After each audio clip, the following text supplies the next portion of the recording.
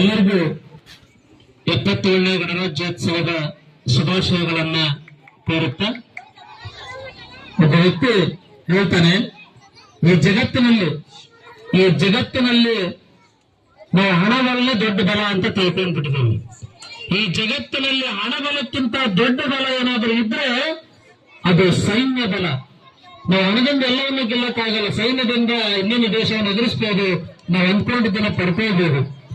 ಹಣಬಲಕ್ಕಿಂತ ದೊಡ್ಡ ಬಲ ಯಾವ ಬಲ? ಸೈನ್ಯ ಬಲ.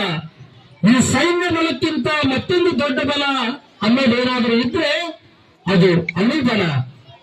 ನಾವು ಸಾವಿರಾರು ಜನ ಸೈನಿಕರು ಹೋರಾಟ ಮಾಡೋದಕ್ಕಿಂತ ಒಂದು ಬಾಂಬ್ ಹಾಕಿದ್ರೆ ಸಾಕು, ಇಡೀ ದೇಶನೇ ಕ್ಷಣಾರ್ಧದಲ್ಲಿ ಸುಟ್ಟು ಭಸ್ಮ ಆಗುತ್ತೆ.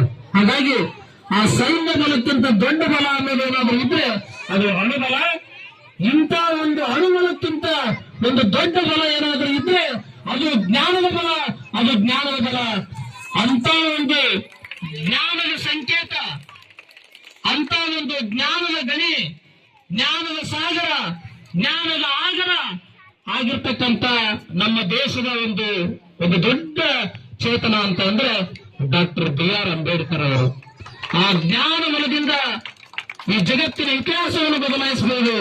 ಈ ಜಗತ್ತಿನ ಇತಿಹಾಸವನ್ನ ಏನಾಗಬೇಕಾದ್ರೂ ಮಾಡಬಹುದು ಅನ್ನೋದನ್ನ ಒಂದು ಇತಿಹಾಸವನ್ನು ಸೃಷ್ಟಿ ಮಾಡಿರ್ತಕ್ಕಂಥ ಡಾಕ್ಟರ್ B.R. ಅಂಬೇಡ್ಕರ್ ಅವರು ಜ್ಞಾನದ ಮುಖಾಂತರ ಈ ದೇಶದಲ್ಲಿ ಎಲ್ಲೂ ಅಳೆಯಲಾರತಕ್ಕಂಥ ಒಂದು ಸಂವಿಧಾನವನ್ನ ನಮಗೆಲ್ಲರೂ ಸಹಿತ ರಚನೆ ಮಾಡಿಕೊಟ್ಟಿದ್ದಾರೆ. ಸ್ನೇಹಿತರೆ, ನಾನೊಂದು ಪ್ರಶ್ನೆ ಕೇಳ್ತೇನೆ, ದಯಮಾಡಿ ಮಕ್ಕಳು ಆಗಿರ್ಬೋದು, ಶಿಕ್ಷಕರಾಗಿರ್ಬೋದು, ಬಂದಂತ ಗ್ರಾಮಸ್ಥರಾಗಿರ್ಬೋದು, ಏನ್ರಿ ಇಸ್ಮಾನ್ ಸರ್ ಚರ್ಚೆ ಮಾಡಕತ್ತಾರನ್ನ ತಿಳ್ಕೋಬಹುದು. ನಾವು ಗಣರಾಜ್ಯ ಅಂದ್ರೇನು?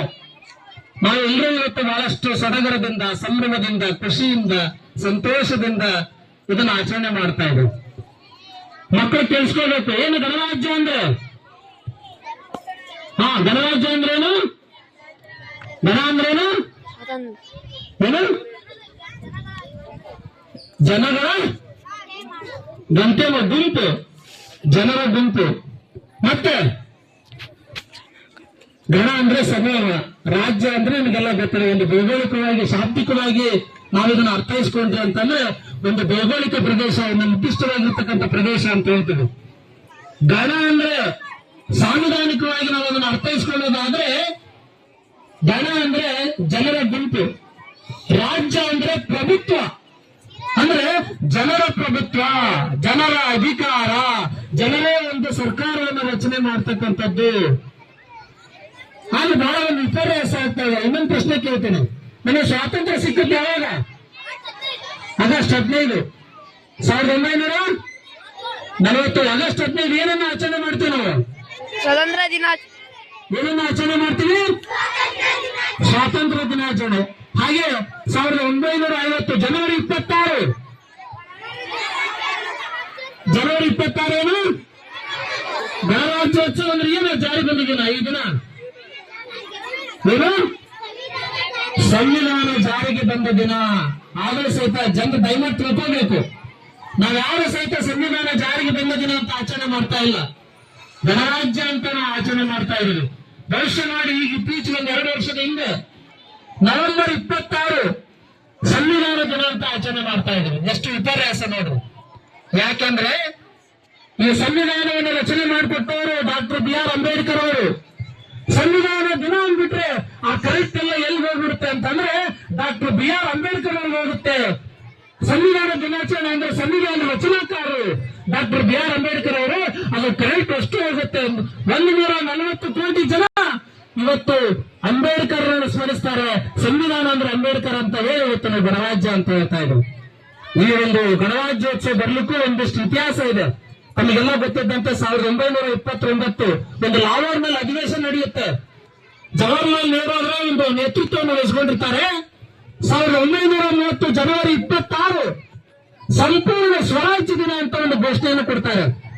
ಇನ್ನು 17 ವರ್ಷಕ್ಕಿಂತ ಪೂರ್ವದಲ್ಲೇ ನಮ್ಮ ಭಾರತ ದೇಶ ಸ್ವತಂತ್ರ ಅಂತಂದು ಘೋಷಣೆ ಮಾಡ್ಕೊಂಡಿರ್ತಾರೆ. ಸುಮಾರು 1947 ಸ್ವಾತಂತ್ರ್ಯ ಬಂದು 1949 ನವೆಂಬರ್ 26ರಂದು ಸಂವಿಧಾನ ಅಡಾಪ್ಟೇಷನ್ ಮಾಡ್ಕೊಳ್ತೀವಿ ನಾವು. ಅಂಗೀಕಾರ ಮಾಡ್ತೀವಿ. ಅವತ್ತೇ ಸಂವಿಧಾನ ದಿನ ಅಂತ ಆಚರಣೆ ಮಾಡಬಹುದಾಗಿತ್ತು.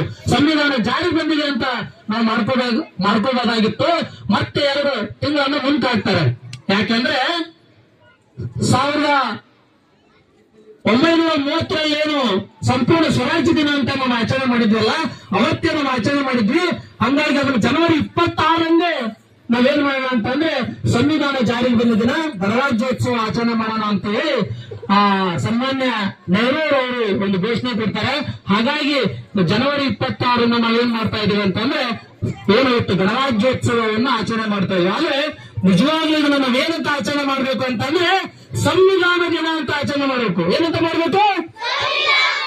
ಸಂವಿಧಾನ ಜಾರಿಗೆ ಬಂದ ದಿನ, ಅಂಬೇಡ್ಕರ್ ದಿನ ಅಂತ ನಾವು ಆಚರಣೆ ಮಾಡ್ಬೇಕು ಸ್ನೇಹಿತರೆ. ಹಿಂಗೆ ಬಹಳಷ್ಟಿದೆ. ಈ ಮುಖ್ಯವಾಗಿ ನಾವು ಏನನ್ನ ಆಚರಣೆ ಮಾಡ್ತೀವಿ ಅನ್ನೋ ಒಂದು ಅರ್ಥವನ್ನು ತಿಳ್ಕೊಂಡ್ರೆ ಮಾತ್ರ ಆ ಒಂದು ಆಚರಣೆಗಳು ಏನಾಗ್ತವೆ ಅಂತಂದ್ರೆ ಅರ್ಥಪೂರ್ಣತೆಯನ್ನ ಪಡ್ಕೊಳ್ಳುತ್ತೆ ಅನ್ನೋ ಒಂದು ಮಾತನ್ನ ಹೇಳ್ತಾ, ಈ ಸಂವಿಧಾನವನ್ನ ತಿರುಚುವ, ಸಂವಿಧಾನವನ್ನ ಮರೆಮಾಚುವ, ಸಂವಿಧಾನವನ್ನ ಬೇರೆ ಮಾಡ್ತಕ್ಕಂಥ, ಸಂವಿಧಾನವನ್ನ ನಾಶ ಮಾಡ್ತಕ್ಕಂಥ ವಿಮಾನಗಳು ನಡೀತಾ ಇರುವು. ಈ ಸಂವಿಧಾನ ಇರೋದ್ರಿಂದ ಇವತ್ತು ನಾವೆಲ್ಲರೂ ಸಹಿತ ಶಾಂತಿಯಿಂದ ಬದುಕ್ತಾ ಇದೀವಿ. ಅಂತ ಒಂದು ಸಂವಿಧಾನವನ್ನ ಉಳಿಸುವ, ಬೆಳೆಸುವ, ರಕ್ಷಿಸುವ ಕೆಲಸವನ್ನ ನಾವೆಲ್ಲರೂ ಮಾಡಬೇಕು ಅನ್ನೋ ಒಂದು ಮಾತನ್ನ ಹೇಳ್ತಾ, ಇವತ್ತಿನ ದಿನ ಈ ಒಂದು 77ನೇ ಗಣರಾಜ್ಯೋತ್ಸವದ ಪ್ರಾಸ್ತಾವಿಕ ನುಡಿಗಳನ್ನು ಮಾತಾಡಲಿಕ್ಕೆ ಅವಕಾಶ ಮಾಡಿಕೊಟ್ಟಂತ ತಮ್ಮೆಲ್ಲರಿಗೂ ವಂದಿಸಿ ನಾನು ಮಾತನಾಡುತ್ತೇನೆ. Thank you.